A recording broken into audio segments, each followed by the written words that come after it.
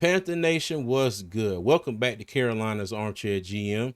I am your host, CJ, and welcome back to another episode. Today, we're continuing our series of Is the Money Right?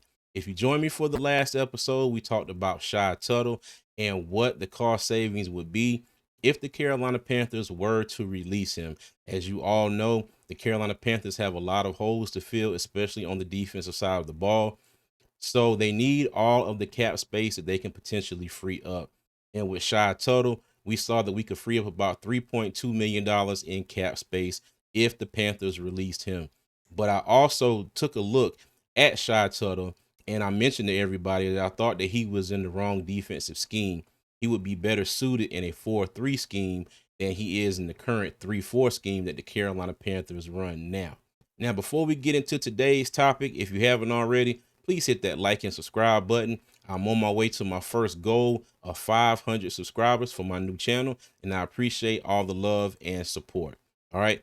So today's topic, or today's player that we are going to talk about, is none other than Dane Jackson. Okay. Now, if we take a look, Dane Jackson signed a 2-year, $8.5 million contract with the Panthers last offseason in 2024. $5.15 million is guaranteed with a $3 million signing bonus. Okay. So if we take a look at his contract, and if he is cut before June 1st, he will save the Panthers. Well, I'm sorry, the Panthers will save themselves $3.3 million, and he will have a dead cap hit of $2.5 million. Okay. Now, me personally, I didn't see much out of Dane Jackson this year. He was hurt at the beginning of the season with a hamstring injury. And I think about a week later, that's when the Panthers decided to trade 7th round pick Michael Barrett to Seattle for Mike Jackson.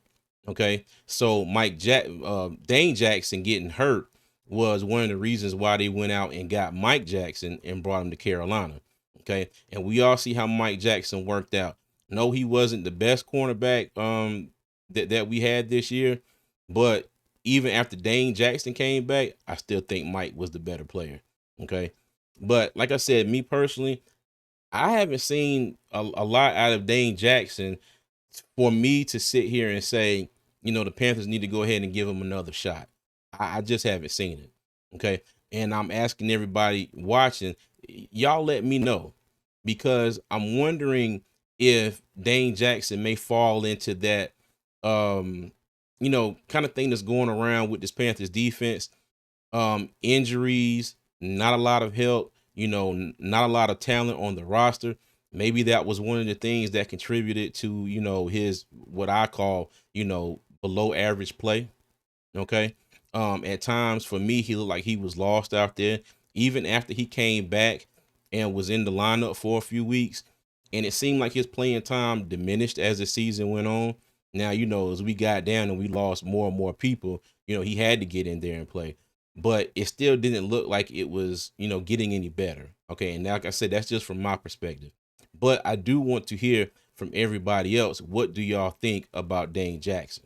Okay. Do y'all think Dane Jackson is worth keeping around for another year? Maybe he's one of those people that, with a healthy roster and everything going the way it's supposed to go, like Dave Canales says about this defense, when this defense is good and there's talent on the roster, Evero's scheme is great. He's coached against it, and he know what this defense looks like when it is firing on all eights.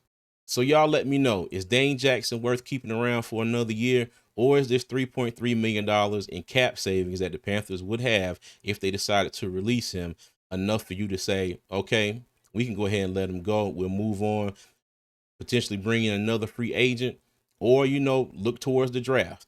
Leave me a comment. Let me know what you think. I know this was kind of a quick episode. I didn't really have a whole lot to say on Dane Jackson. Like I said, he was hurt. He came back. In my opinion, his play really wasn't that good.